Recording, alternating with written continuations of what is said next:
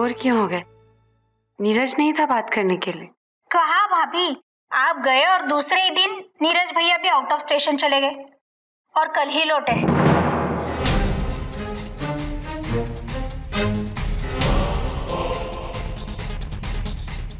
क्या नीरज भी यहाँ नहीं था?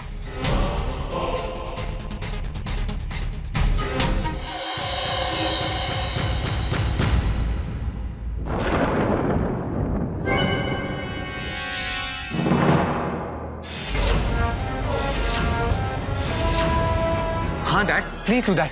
आप समझाओ उसे डैड। नीरज मेरे बारे में सब कुछ जान चुका है। अब किसी और को मेरी सच्चाई के बारे में नहीं पता चलना चाहिए, वरना मैं। प्लीज बड़े पापा, इस बारे में मुझे कोई बात नहीं करनी। और मैं आपसे रिक्वेस्ट करता हूं कि इस बारे में आप मुझे कोई सफाई ना दें। और रही बात आपको गलत समझने की, आपको झूठा समझने की, तो मेरे जीते जी ऐसा कभी नहीं होगा।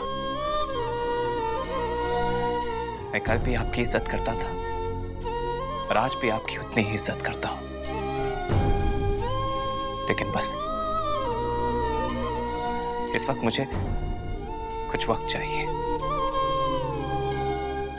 आज तक आपने मुझे कभी अकेला नहीं छोड़ा है, लेकिन आज पहली बार मैं आपसे विनती करता हूं कि मुझे कुछ देर अकेले छोड़ दीजिए, प्लीज बड़े पापा।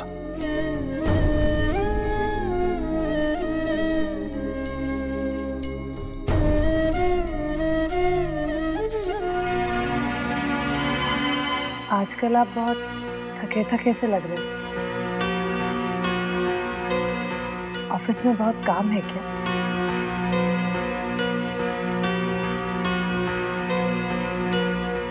आज आप दिन भर ऑफिस में ही थे ना? सभी, अगर मैं ऑफिस गया हूं तो ऑफिस में ही रहूंगा। और कहां रहूंगा? ऑफिस और घर के अलावा मैं कहीं पे जाता हूं?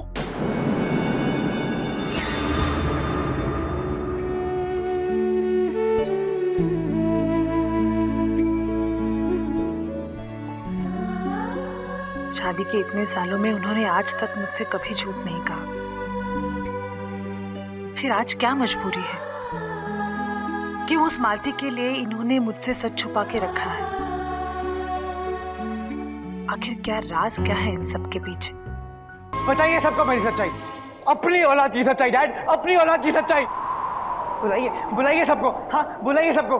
चाचा जी बुलाइए ना सबको, पार्टी थ्रो कीजिए चाचा जी, पार्टी थ्रो कीजिए। माँ, अरे माँ सेलिब्रेट करो। चाचा जी आप भी सेलिब्रेट करो अपनी बेटी की मजबूरी।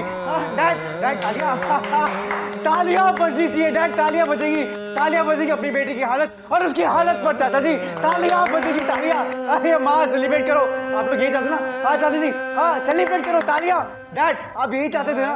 यही चाहते? आइए डैड, आइए यहाँ से सेलिब्रेट करते हैं डैड। Cheers dad, cheers. अरे डैड चीयर्स, अरे चीयर्स डैड, चीयर्स करो। क्या हुआ? ऐसी बात अपने मुंह से दोबारा निकाली तो मैं अभी जिंदा हूं युवराज, और जब तक मैं जिंदा हूं ना, किसी की उंगली तक तुझ पे उठने नहीं दूंगा। तो क्यों चिंता करता है? बस जैसा करने के लिए कह रहा हूं वैसा ही कर। फिर देख मैं संध्या की क्या हालत करता हूं। इतना कंफ्यूज कर दूंगा उसे कि उसे अपनी सही सोच भी वहम लगने लगेगी। बहुत अकड़ती है, बहुत इतराती है अपनी सिक्स्थ सेंस को लेकर। तुम देख लेना, वो अपनी इसी सिक्स्थ सेंस को कोसेगी युवराज, और जो हम कहेंगे वही करेगी। हम जो मनवाना चाहेंगे वही मानेगी, हम जो महसूस करवाना चाहेंगे वही महसूस करेगी। घर की रंगाई पुताई करने के लिए आपके पास पैसे नहीं, पर उसे देने के लिए आपके पास लाख रुपए हैं, और वो भी आपके बैंक अकाउंट से।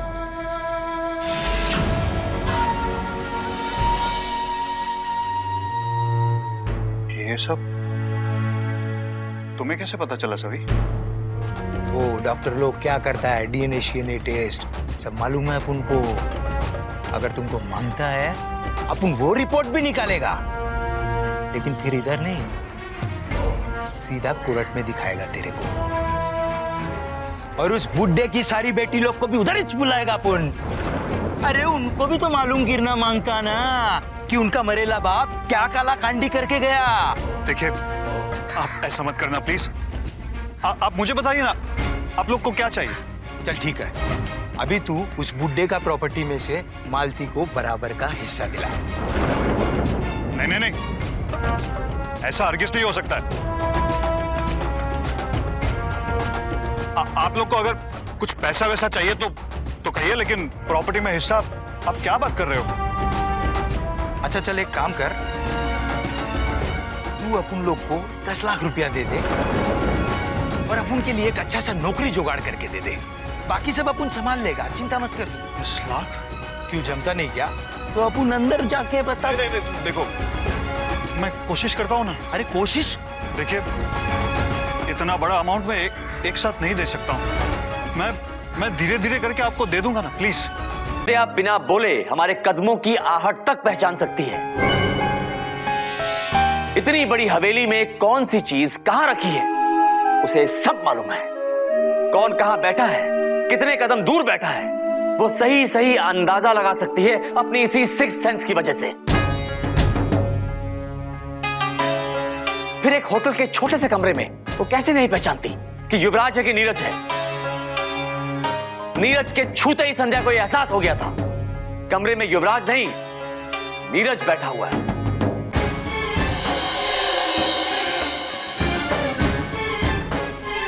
मैंने मालती के बारे में, उसके परिवार के बारे में आजू बाजू वाले लोगों से काफी पूछताछ की है।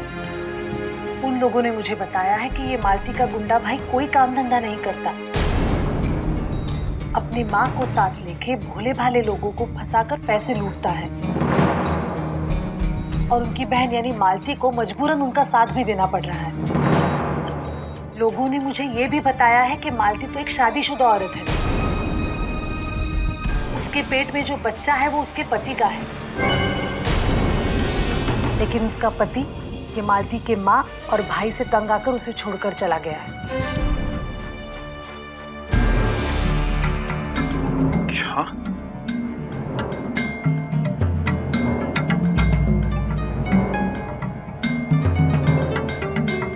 मतलब उन लोगों ने पापा पे गलत इल्जाम लगाया?